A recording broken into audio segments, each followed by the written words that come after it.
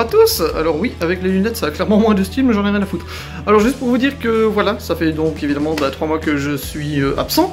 Mais bon, j'ai eu les 2 mois pendant lesquels je déménageais, mais je vous dirai tout ça dans la vidéo que vous verrez plus tard, où je vous en parlerai un tout petit peu, et puis j'en reparlerai sûrement dans une autre vidéo. Et donc voilà, j'ai déménagé, puis j'ai eu des soucis avec mon ordi, enfin bref, pendant 2-3 mois c'était impossible de faire quoi que ce soit. Si cette chose tombe, ne vous étonnez pas, elle est déjà tombée 5-6 fois. J'ai les recollés, ça a l'air de tenir, mais on ne sait jamais. Juste pour vous dire que voilà, normalement ça devait être le look que je voulais faire, enfin le cosplay, le look. Genre je suis youtubeuse beauté. Ça devait être le cosplay que je voulais faire pour la Médinasiade de cette année qui a été annulée pour raison que tout le monde connaît à force de l'entendre 17 000 fois par jour.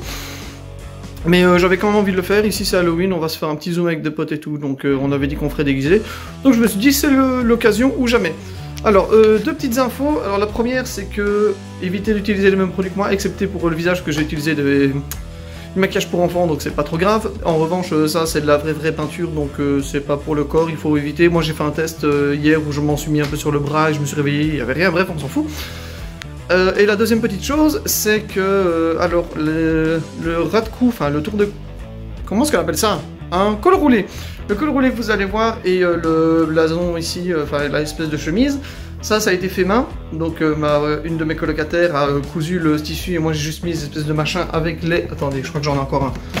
Avec des espèces de serpents blancs là que j'ai juste cousu dessus. Et la veste, c'est juste une chemise en jeans noir que j'ai trouvé chez Primark pour, je crois, une douzaine d'euros. J'ai coupé les manches et j'ai fait le dessin dans le dos avec un Posca rose, mais ça malheureusement je ne l'ai pas filmé. Donc il faudra vous en contenter et vous prenez simplement une référence sur internet pour le dessin et c'est pas trop compliqué. Et pour le reste, ben, vous allez voir comment j'ai procédé de manière très simple, confinement, etc. Avec les mois, etc. C'était un peu la galère, donc on a fait avec les moyens du bord, mais le résultat est pas mal. Un peu grossier au niveau de la bouche, mais le reste franchement ça donne pas trop mal. Bon allez, on y va. Alors, première étape de notre périple, nous devons réaliser les quenottes de Charlotte Katakuri. Pour ce faire, je prends de la pâte Fimo blanche qu'il me restait, mais vous pouvez également en trouver dans les magasins de loisirs créatifs ou magasins de bricolage ou ce genre de choses. Je chauffe la matière entre mes mains pour la rendre plus facilement modelable.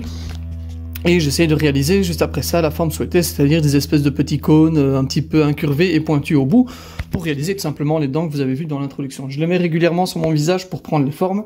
Et si elles sont un peu trop grandes, je retire de la matière et je reprends les mêmes étapes, c'est-à-dire les rerouler, les réchauffer et essayer de refaire une forme plus précise ou plus adéquate.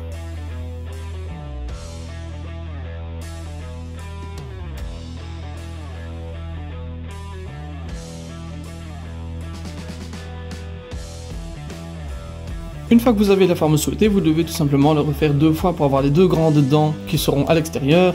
Et faire la même étape mais en plus petit pour avoir les 2 petites quenottes qui vont au coin directement à côté de la bouche. Et donc à la fin vous devriez avoir ceci. Malheureusement évidemment elles sont molles pour le moment, il faut donc les passer au four. Et je vous mettrai en barre d'infos une vidéo ou le site Fimo sur lequel vous retrouvez des références pour pouvoir les cuire correctement, elles deviendront rigides. Étape suivante, nous passons à la peinture. Alors pour ce faire j'ai pris cette image de référence. Et j'ai simplement essayé de retracer petit à petit le tatouage que Charlotte a sur son bras gauche. Attention, c'est important. Donc voilà, je fais tout simplement le début en commençant par tracer les espèces, les yeux du crâne, je vais dire ça comme ça. Je commence par cette référence-là parce qu'elle est située un tout petit peu au-dessus du coude, donc c'est plus facile que de commencer en bas de l'épaule et avoir un dessin tout écrasé en dessous. Donc je prends d'abord le dessin le plus important et je ferai les détails un petit peu plus tard.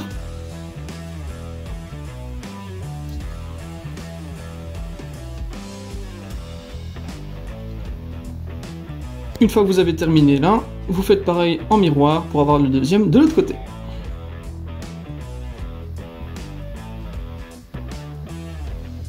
Les yeux étant faits, je passe maintenant au nez qui est littéralement un cœur en retourné à l'envers, tout simplement pile entre les 2 yeux, pas très compliqué, une forme de cœur à faire.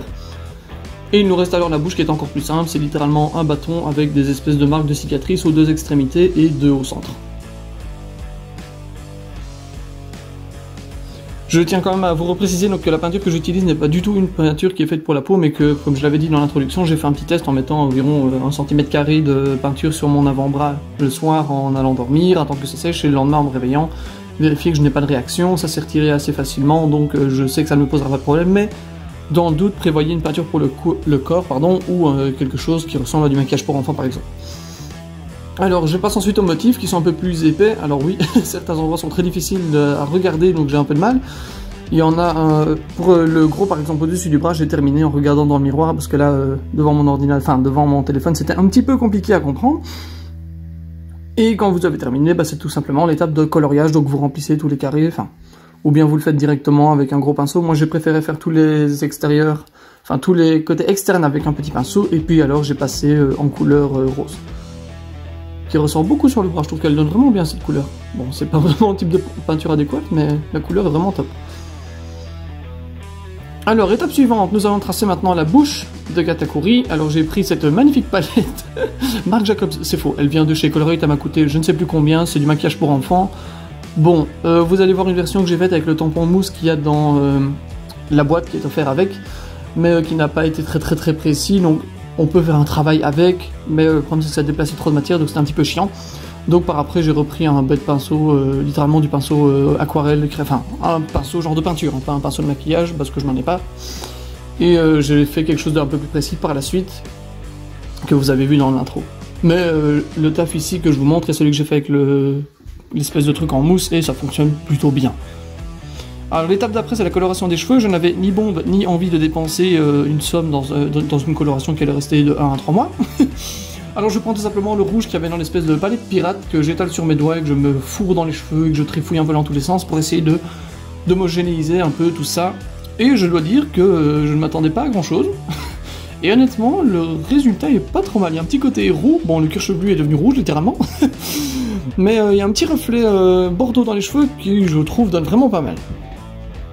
Alors ensuite nous allons passer au collage des dents que j'ai fait avec du double face de chez Scotch parce que j'avais rien d'autre.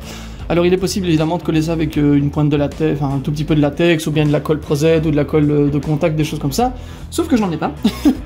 Donc si vous voulez vraiment voir comment faire coller des choses sur votre visage, je vous mettrai deux chaînes, Anaïs Marion et Marion Caméléon dans la barre d'infos qui ont déjà fait des maquillages FX. La partie d'après, la plus marrante, c'est de mettre des lentilles en avant. Pas très compliqué à placer, je les ai trouvés sur le site Fashion Lentilles, je les ai commandés, elles sont arrivées assez rapidement, mais bon, ça fait tellement longtemps que je les ai dans mes tiroirs que je ne sais plus depuis combien de temps. Et c'est presque parfait si on n'avait pas ce Vésuve sur le front. Et nous voilà, avec le look final.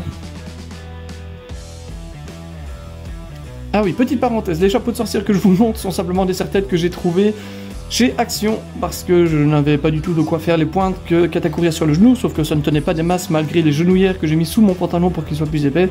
Donc je les ai mis pour filmer cette séquence et puis je les ai littéralement enlevés. Je vous rappelle évidemment que si cette vidéo vous a plu, que cette chaîne vous plaît, que ma personnalité vous plaît, vous pouvez évidemment vous abonner, lâcher un pouce bleu en commentaire, partager cette vidéo et venir sur mon Twitter ou sur mon Discord qui seront tous dans la barre d'infos.